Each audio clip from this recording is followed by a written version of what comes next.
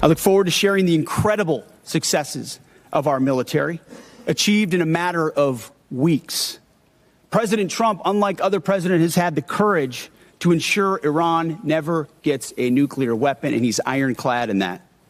We had the best negotiator in the world driving that deal. The biggest challenge, the biggest adversary we face at this point are the reckless, feckless, and defeatist words of congressional Democrats and some Republicans. How sad. How sad, first of all, that a child is allowed to hold that position, an immature child that doesn't even understand. There's so many things he doesn't understand. But the first thing he doesn't understand is that the people that are on that committee are members of the Armed Services Committee. And as a former member of the Armed Services Committee, I can tell you most of those people have military bases in their district. Most of those people represent the men and women in uniform that fight for this country, that are deployed across the world, that are deployed across the Middle East. And their first concern is the safety and the security of those soldiers and sailors, airmen, Marines, Coast Guard members. That's their concern. And this guy acts like a punk, a little punk, saying that those members of the Armed Services Committee, who mind you, are actually fulfilling the oath before country and God that they gave and following the orders, not of one president, but of our founding fathers in the Constitution in Article 1, to have oversight over an administration, any administration, just like we did with the Clinton administration, just like we did with the Bush administration, just like Republicans did with the Obama administration. That is what they take an oath to do.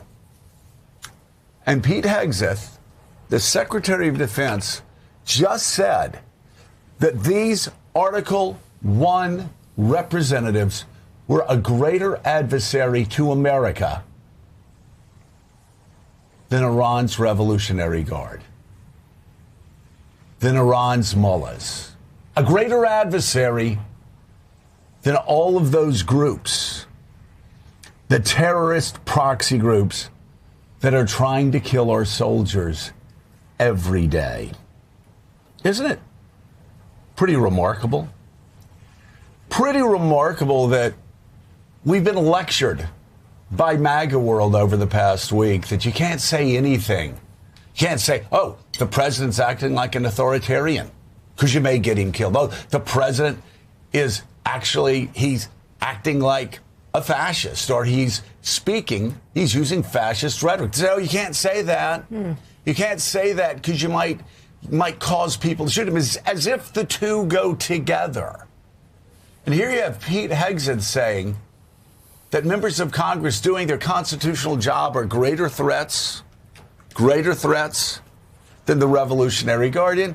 Listen, just for the record, as Jonathan Chait pointed out in The Atlantic a couple of days ago, Donald Trump regularly calls his opponents that he disagrees with communists, traitors, people who need to be shot in the face. So it's just such nonsense. It really is. And I understand hacks doing it. I understand hacks. But when the Wall Street Journal editorial page and the National Review goes down that tired line, it's crazy. It's absolutely crazy. So here we have, Willie, a Secretary of Defense that says the greatest adversary to U.S. troops right now, not the Revolutionary Guard, but members of Congress who want to know, I don't know, basic things. How much money have we spent there? We finally got the answer yesterday.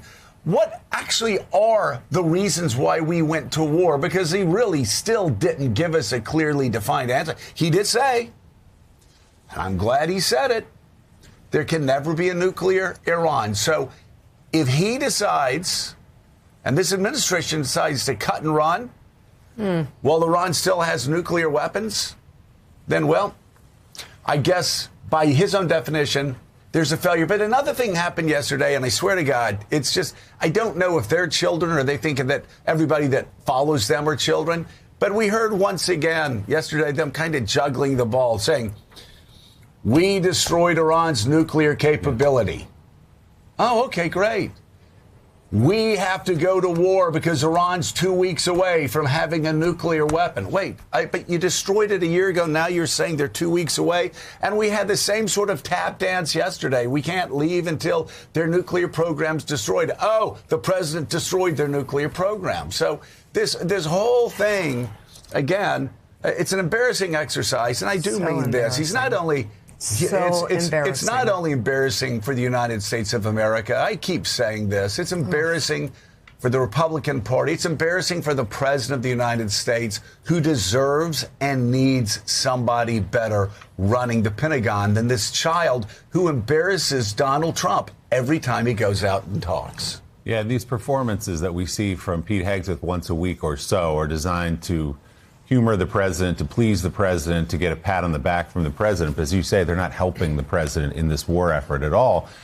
And any basic question, the ones you just laid out, how much does the war cost? Did you not see the consequences of war, like the Strait of Hormuz potentially being closed, which every former military leader we've had on this show said that's one of the first questions you ask. When the subject of Iran comes up, the next question is, what about the Strait of Hormuz? The cost of gas is now $4.23. All of these consequences, all of these outcomes, did you not consider them?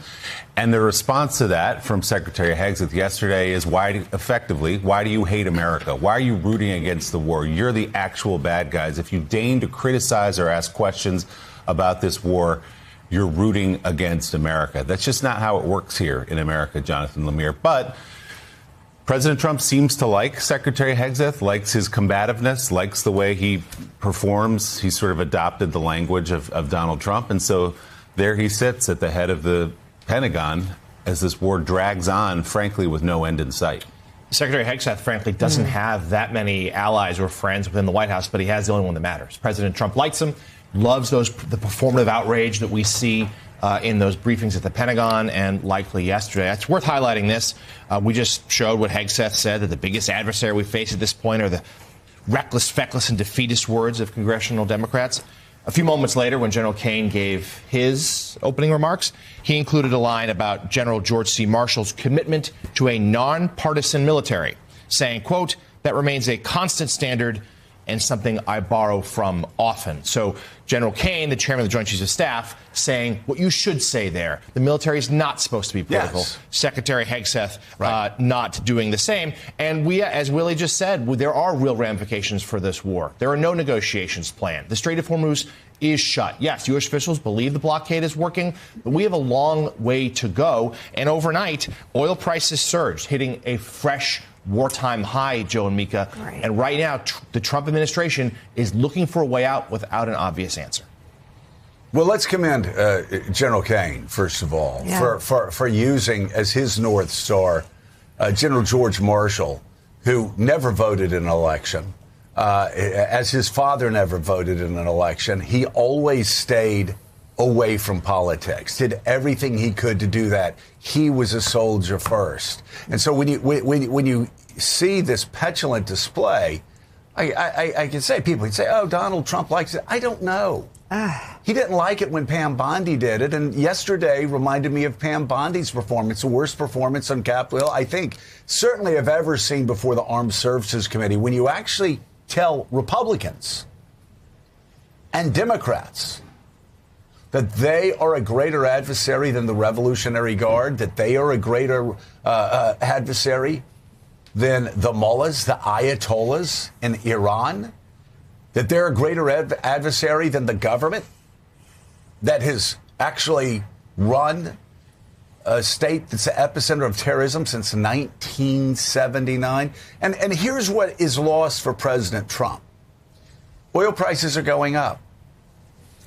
If you actually had a grown-up go in there and explain, listen, we understand oil prices are going up and we feel terrible for the American people. This is what we're calculating, though. Mm-hmm. We need to keep the blockade in place because we understand we've degraded their military targets. Our military is the best in the world. They can't do any better than they've done, and we're just so damn proud of them. But at this point, the real pressure point with the Iranians is now economic. We've done everything we can do militarily, and we've done it well, and we're so proud of that. But now our military is going to be used to choke their economy off. And that, at the end of the day, is what's going to bring them to the negotiating table. So we can have a safe Iran, we can have a safe region, we can have a safe world free from a nuclear Iran. If the right person had said that for the Trump administration, people would understand, okay, yes, oil's going to go up for the next week or two. But on the other side of it, you have the UAE proving what great allies they are, getting out of OPEC because they say they want to be reliable partners to the United States. So there was a way to do that. Yeah. But because he decided to go full bonding, you know. That was full bonding. Yeah. Willie, I think we all know this. You never go full bonding, right? You never go full bonding. No. It never works. And he went full bonding. Man, you don't go full bonding. You don't do it. He went full bonding. You've just cited a new term, I think, that's going to be used throughout the briefings that we've seen from Secretary Hegseth. By the way, your point about the nuclear program and ambitions is an important one, because despite what he was saying yesterday, in June of 2025, after Operation Midnight Hammer, Secretary Hegseth said, quote, Iran's nuclear ambitions have been obliterated. It's over. That was 10 months ago. And now the defense of the war, which is, strike up the band. It's warranted if there's still nuclear material in nuclear program. He says, no. We've got to stop. We might have wiped out their capabilities, but they still have the ambition. That's why we have to keep fighting in Iran. Let's look at the big picture. With us, author and staff writer for The Atlantic, Ann Applebaum, and decorated combat veteran and former commander of U.S. Army Europe, retired Army Lieutenant General Mark Herdling, who we are happy to say is joining us now as a military analyst. And that is a reason to strike up the band. We're going to get on to Ukraine in a minute, General, because so much is going on right now. We're literally seeing history move before our eyes. It's extraordinary what the Ukrainians are doing every day. But I want to first have you comment on what we saw yesterday. It's too easy, quite frankly, to continue criticizing this child's performance. What I'd like you to tell our viewers is what should a mature SecDef in the middle of a war said to Congress yesterday? What would you have liked to hear? Yeah, Joe, it's a great question, because first of all, we have to review what this hearing was supposed to be all about. The center point of this hearing was to defend a $1.45 trillion request for a bump up in the Defense Department budget. I didn't hear a whole lot of discussion about the budget at all. That's a 40% increase in what they were initially given by the NDAA. So that kind of fell by the wayside. And the second thing I'd say, having testified before members of Congress myself, the disrespect that was shown by the Secretary of Defense to the organization that has First Amendment powers of basically questioning different department heads about what they're doing in an oversight role was just, to me, beyond the pale. There was smirks, there was bad body language, there was arguments, there was over-talking. And again, having myself testified before Congress, that's just not a way to win the approval of the budget that you're trying to submit. There's 50%, almost 50% of the Congress now that just sees the secretary as someone who is going to bluster, who's going to talk about things, who's going to overtalk and not answer questions. So in and of itself, even some of the answers he was giving in terms of the cost of the war, trying to answer good questions about potential war crimes that were committed, responsibility and accountability of him and the force. There is no one questioning the actions of the U.S. military. They have been magnificent in what they have been asked to do. I have not seen a single person say that, the military actions have been bad. What the question is what's the end state? What comes after the military? What hits the next sets of decisive points in Iran, according to the theorist Jomini? And how do you get to the center of gravity to get them at the negotiating table? That's all by the wayside right now. And it's just confusing to me how he can, to use your term, go full Bondi and expect any kind of coordination with the members of Congress who give him the money that he needs for the Defense Department. He went full Bondi. You never go full Bondi. Let me say this in a way that the president may understand, and I'm dead serious.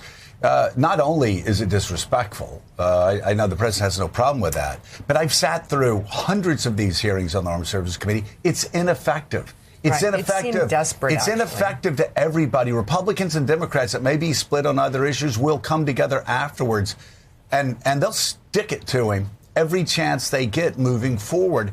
It's ineffective. It's like using a 60 wedge, when you're driving on a par 5 or taking out a driver when you're 20 yards from the green. Nobody does it. There's a reason they don't do it. It's ineffective. So Pete Hegseth went full Bondi, and it's only going to hurt him with the committee. It's only going to hurt him with the Congress. It's only going to hurt him with this war effort. I hope you heard everything they said in this video. For more news and updates, subscribe. See you in the next one, and bye.